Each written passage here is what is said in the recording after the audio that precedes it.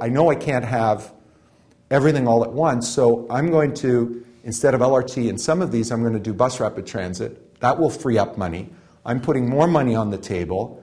That allows me to, for the underground portion of Eglinton, to at least tunnel it so that in the future we can use subway, and that we can be doing this continuous tunneling position, which is what Madrid has done very successfully, and which actually reduces the cost per kilometer of subway, because what they do is 24/7, 365.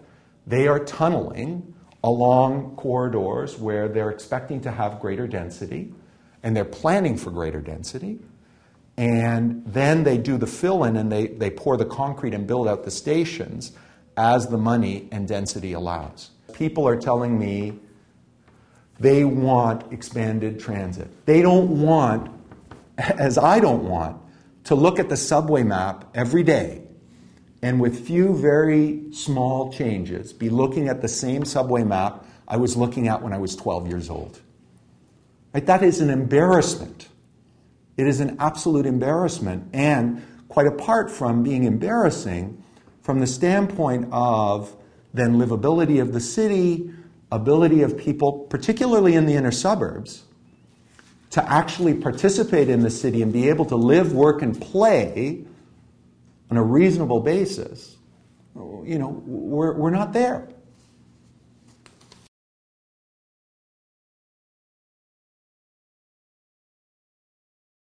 I think the example of the Regent Park renovation is a critical example we need to spread throughout the city. If you're prepared, as they were with Regent Park, to work with the private sector, you can actually generate two things. One, you actually have a partner that has an incentive to produce on time and on budget, which we've had a problem when the city has run its own projects.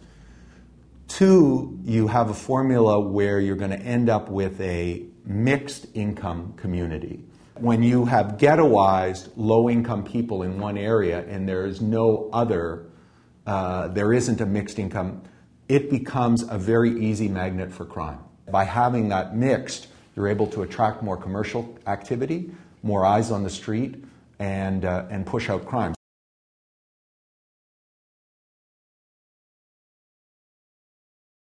You can't blithely say we're just going to outsource everything because, you know, there's some contracts we're going to have to fulfill. That said, over the next 5 to 7 years, upwards of 30% of city staff is retiring.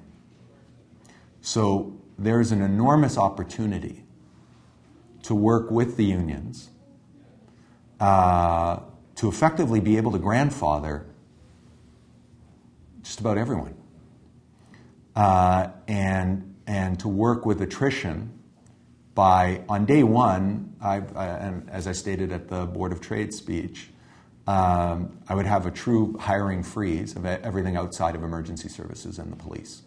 You've got to get greater efficiencies within the current administration. Even, and one example I would give you is on garbage, short of outsourcing. If you take a look at what happened with cost at Turtle Island Recycling, which are the people who do the Etobicoke pickups, once we forced all of the citizens of Toronto to invest in these new bins, and we invested in new capital on our trucks, that allows for a 15% faster pickup on every street because the automatic lifting speeds it up. Turtle Island has actually reduced its staff by that amount. They've sped up their ability to cover their routes. And so they've captured the savings of this significant capital investment. We haven't.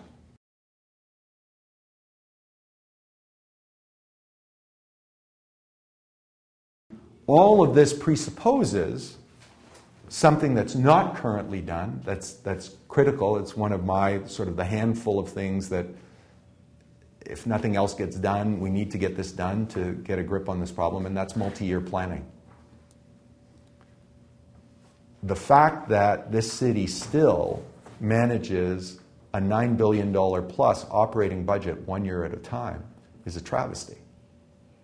And of course we end up with suboptimal decision making. Of course we don't move towards a future vision that takes in productivity gains, etc.